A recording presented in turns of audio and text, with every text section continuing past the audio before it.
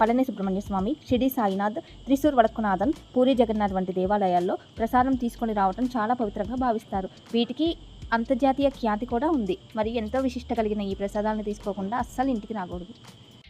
భారతదేశంలోని ఆంధ్రప్రదేశ్లో ఉన్న తిరుమల తిరుపతి దేవస్థానం వెంకటేశ్వర స్వామి ఆలయంలో ప్రసాదంగా అందించే ప్రసిద్ధ స్వీట్ లడ్డు. ఈ లడ్డూను తిరుపతి లడ్డు, తిరుమల లడ్డు లేదా శ్రీవారి లడ్డు అని కూడా పిలుస్తారు. 1715లో స్టార్ట్ చేసిన ఈ లడ్డు ఉత్పత్తిలో పచ్చకాస్ అని పిలువబడే నైపుణ్యం కలిగిన వంటవారితో సహా 600 మందికి పైగా దీని ఉత్పత్తిలో పాల్గొంటారు. 2008లో తిరుమల తిరుపతి దేవస్థానం వారు లడ్డూల బ్లాక్ మార్కెటింగ్ను నిషేధించేందుకు GI ట్యాగ్ అప్లై చేయగా 2009లో దీనికి ట్యాగ్ లభించింది. అంటే అదే పేరుతో స్వీట్ను తయారు చేయడం లేదా పేరు పెట్టడం అనేది నిషేధం అనమాట.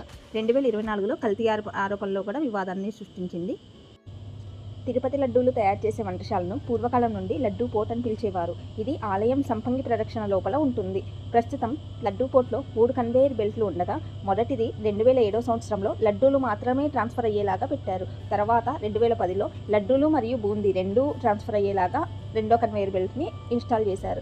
మూడో కన్వేయర్ బెల్ట్ని 2014లో ఈ రెండూ పని చేయకపోతే బ్యాకప్గా ఉంటుందని దీన్ని ఇన్స్టాల్ చేశారు. పాత రోజుల్లో లడ్డూలను వండటానికి కట్టెలను మాత్రమే ఉపయోగించగా 1984 నుంచి LPGని ఉపయోగించడం ఆరంభించారు. తిరుమల తిరుపతి దేవస్థానం వారు రోజుకి సగటున 2.8 లక్షల లడ్డూలను తయారు చేసేవారు. ప్రస్తుతం 8 లక్షల లడ్డూలను తయారు చేస్తున్నారు.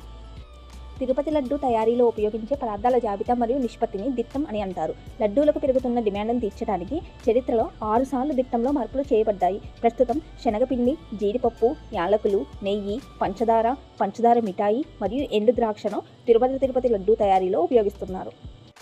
శ్రీ వెంకటేశ్వర స్వామి దేవాలయంలో ముఖ్యమైన వారిలో 2వ స్థానంలో ఉన్న పచ్చకాలు లేదా పొత్తు కార్మికులు అని పిలువబడే నైపుణ్యం కలిగిన వంటవారు దేవతలకు పవిత్రమైన ఆహార నైవేద్యాలు మరియు ఆలయ వంటశాలల నిర్వహణకు బాధ్యతను వహిస్తారు. శ్రీవారి లడ్డూను తయారు చేయడానికి దాదాపు 620 మంది వంటవారు, 150 మంది సాధారణ ఉద్యోగులు, 350 మందికి పైగా కాంట్రాక్ట్ ఉద్యోగులు, 247 మంది చెఫ్లు ఉన్నారు. ఆలయాన్ని సందర్శించే సాధారణ యాత్రికులందరికీ చిన్న పరిమాణంలో 65 నుంచి 75 గ్రాముల బరువున్న లడ్డూను పెద్ద ఎత్తున తయారు చేస్తారు. దీన్నే ప్రోక్తం లడ్డు అని అంటారు. ప్రత్యేక పండుగ సందర్భాలలో మాత్రమే తయారు చేసే 750 గ్రాముల పరిమాణం ఉన్న పెద్ద సైజు లడ్డూను ఎక్కువగా జీడిపప్పు, బాదము మరియు కుంకుమ పువ్వు వంటి తంతువులతో తయారు చేస్తారు. దీనినే ఆస్థాన లడ్డు అంటారు.